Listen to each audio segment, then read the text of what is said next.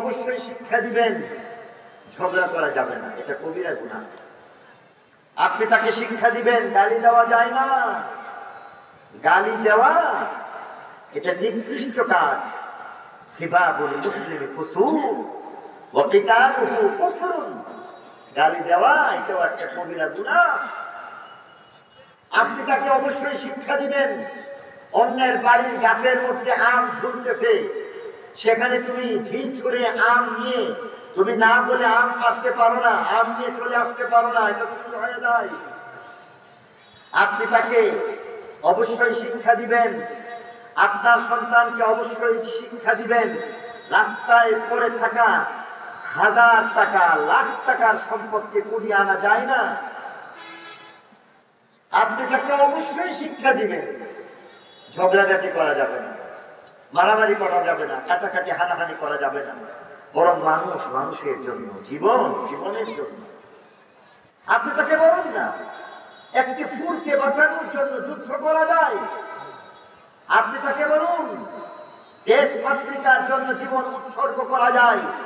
আপনি তাকে বলুন কোরআনের জন্য, আল্লাহর জন্য, দ্বীনের জন্য প্রয়োজনে নিজের জীবনকে ফাঁসিতে ঝুলাইয়া শহীদ হইয়া অমরত্ব বরণ করা যায়।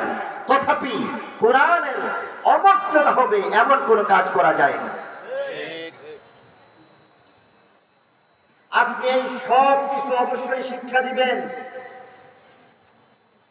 এরপরে আপনার সন্তান আরো একটু বড় হয়েছে, আপনি তাকে বলুন মাগরিবের 10 মিনিট আগে আগে খেলাধুলা শেষ করে ঘরে আসুন।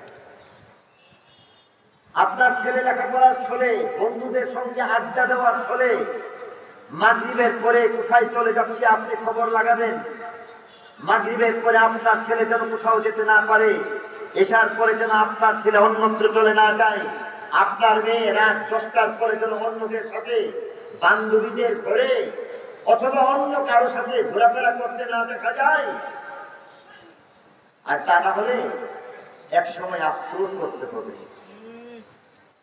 আমাদের ছোটবেলায় দেখেছি যে মাগরিবের আগে আগে 10 মিনিট আগে আগে ঘরে পৌঁছাইতে না পারলে হিন্দু মুসলিমের কোনো ভেদাভেদ ছিল না, বরং হিন্দু মায়েরা বোনেরা, হিন্দু বাবারা ওনারাও তাদের সন্তানদেরকে এই বাজার থেকে পৌঁছে নিয়ে আচ্ছা তাহলে পিটাই করে।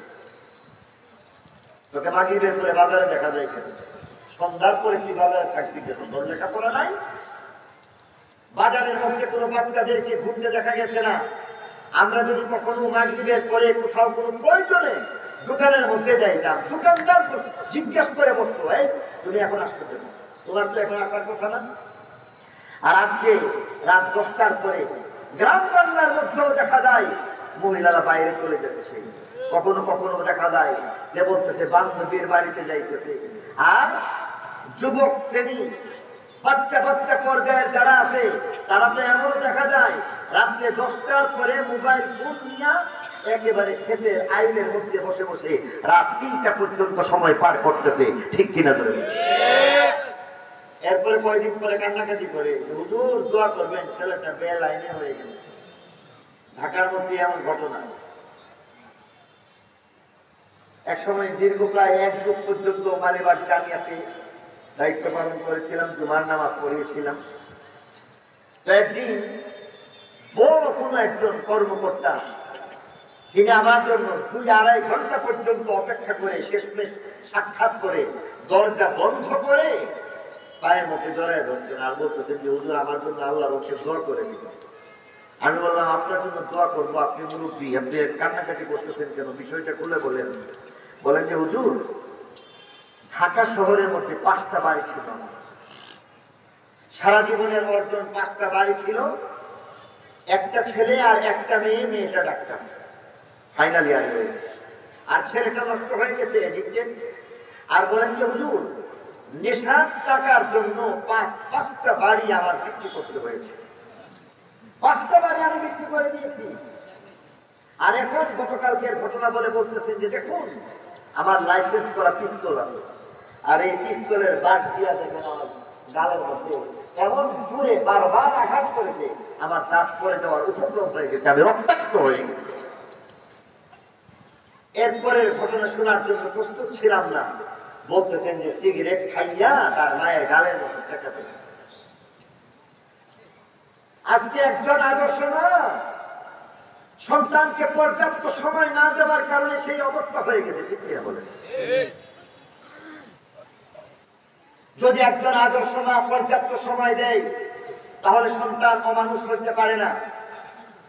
একজন আদর্শ মায়ের চিন্তা থাকতে হবে সম্পদ নয়, বরং সম্পদের চাইতেও আরো দামি আমার সন্তানটাকে সম্পদ বানাবো। আর এই কারণেই বলতেছি, আল্লাহ বলেন তুমি তোমার সন্তানকে শুধু সম্পদ দিয়ে গেছো, নষ্ট হয়ে গেলে কিছুই করতে পারবে না।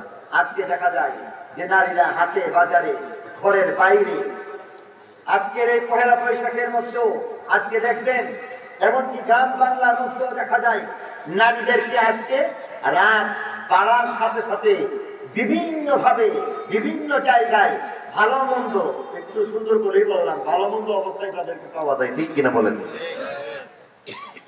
পক্ষান্তরে আজকের এই বৈশাখী মাহফিল আমি মনে করতেছি এই এলাকার জন্য একটা রহমত, কোনো সন্দেহ নাই। নারীদেরকে আজকে বাইরে ছেড়ে দেওয়া হয়েছে, আজকের হাটে বাজারের মধ্যে এমন ভাবে ছেড়ে দেওয়া হয়েছে, আর আমরা মুসলমান হয়ে বুঝলাম না কোত্থেকে কিভাবে এই নারীদের সমাগম, এই ব্যবস্থা, মেলার ব্যবস্থা কোত্থেকে আসছে। মেলার ব্যবস্থা যদি চিন্তা করা হয় তাহলে আজকে বলতে হয় তাফসীর ইবনে কাসীরের হাওয়ালার মধ্যে বলা হয়েছে, তাফসীর ইবনে কাসীরের মধ্যে পরিষ্কার বলে দেওয়া হয়েছে মেলা কোত্থেকে আসছে। সেই গল্প তো লম্বা, খানিকটা বলতে চাই, একটু বলবো। সেই বনি ইসরাইলের সময়ের মধ্যে পাহাড়ি আর সমতলের মধ্যে ভেদাভেদ কেমন ছিল? পাহাড়ের পুরুষ ছিল সুন্দর আর সমতলের নারী ছিল সুন্দরী। এদেরকে একত্রিত করার জন্য শয়তান এমন একটা মেলার আয়োজন করেছিল।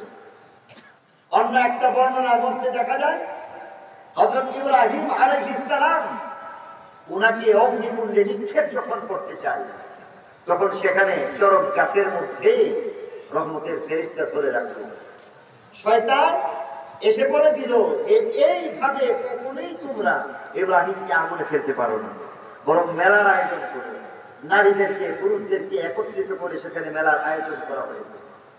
আর আমাদের এই ভারতবর্ষের মধ্যে, উপমহাদেশের মধ্যে যিনি মেলার প্রচলন করেছিলেন তিনি হলেন কবিগুরু রবীন্দ্রনাথ ঠাকুর, যিনি শান্তিনিকেতনের মধ্যে এই মেলা সর্বপ্রথম উদ্ভাবন করেছিলেন।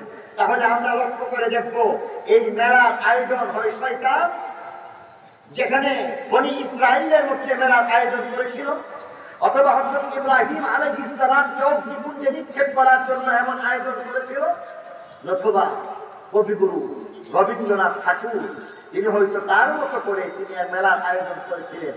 তিনি মনে হয় এত বড় যেহেতু দাড়ি আছে, তিনি জুনায়েদ বাগদাদীর মতো আল্লাহওয়ালা বুজুর্গ ছিলেন, আর মুসলমান ছিলেন না, হিন্দু ছিলেন, বিধর্মী ছিলেন, কোনো সন্দেহ নাই।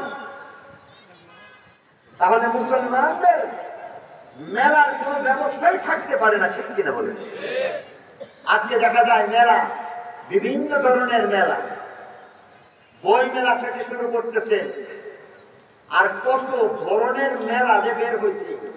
একটা জিনিস মনে বাকি রয়েছে, বউ মেলা বাকি রয়েছে। ওইটাও আছে, বউ মেলাও আছে।